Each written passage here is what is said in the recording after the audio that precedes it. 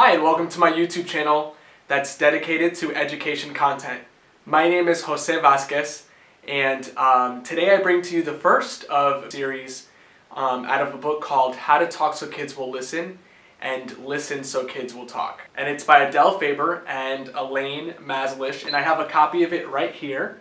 And I totally recommend that you buy it if you are an early education teacher, or if you have a child, or say you work as a volunteer. If you work with children or you just love children and you love to learn more about working with children, you should definitely pick up a copy of this book because it is incredible. It's like the children's language Bible. It really helps you with strategies on how to talk to children. It's great. It brings it in a very funny way. But without further ado, we're going to go into our first topic from this book, which is how to help children deal with their feelings.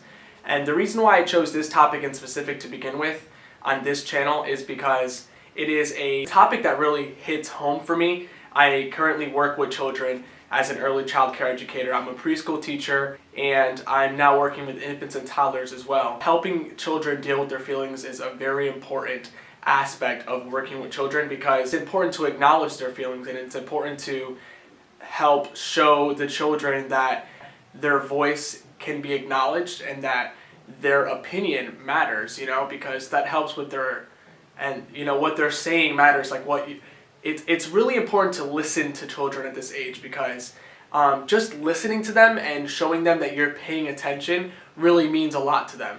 Their entire world is them and their experiences. So they're going to tell you a lot about them, and it's really important that you listen and kind of acknowledge that you're listening, affirm what they're saying, and by doing that, it really makes them feel more comfortable, makes them feel like what they're saying is making sense, and even if it's not making sense, you're repeating it back to them for them to hear themselves, I'm going to talk about 4 ways that we can help children deal with their feelings. The first one is going to be listening with full attention.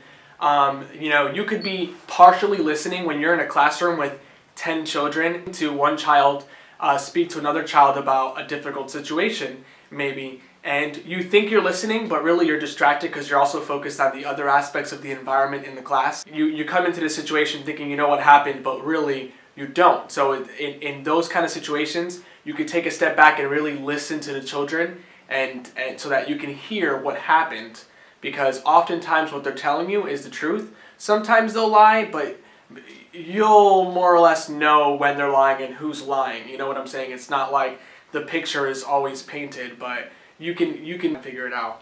The second way that you can help children to deal with their feelings is to acknowledge their feelings by affirming them, which we already talked about. That's one of the 4 ways.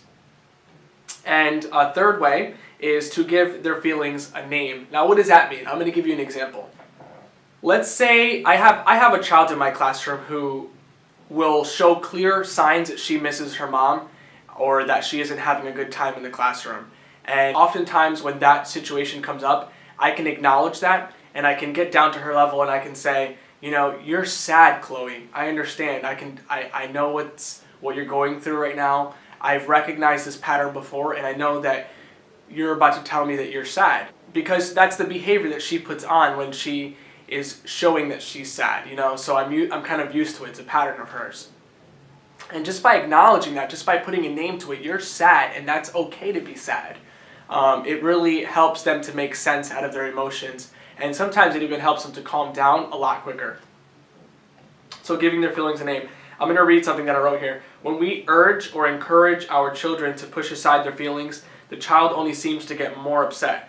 So the child who hears the words for what he or she is experiencing is more comforted, which is, more or less what I just talked about. I'm going to be quoting a lot from this book, so that's why I said make sure you get a copy of it, because if you miss something that I quote from the book, you can always refer to it yourself. Number 4. This one's really big. I like this one because I like to play a lot with the kids.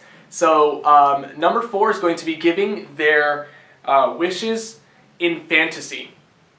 Does that make sense? Like, say for example, if they say, I want a 3rd serving of snack, but I just want one. I want a 3rd serving of snack. I'm still hungry. And let's say, for example, in a rare situation, that child's parents have told you already that they shouldn't be eating more than the offered snack because it's already been talked about, and the child should be eating at normal levels just like the other children, based on that child's diet. And because the child often doesn't know when to stop eating, you would say to them, I wish I could give it to you, so-and-so. I'll use a fake name, Charlie.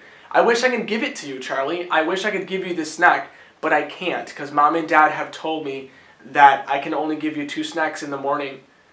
That shows them that, you want them to be comforted. You want them to have what they want, but unfortunately sometimes we can't always have what we want. And that really helps them to establish that concept at an early age, which is really important.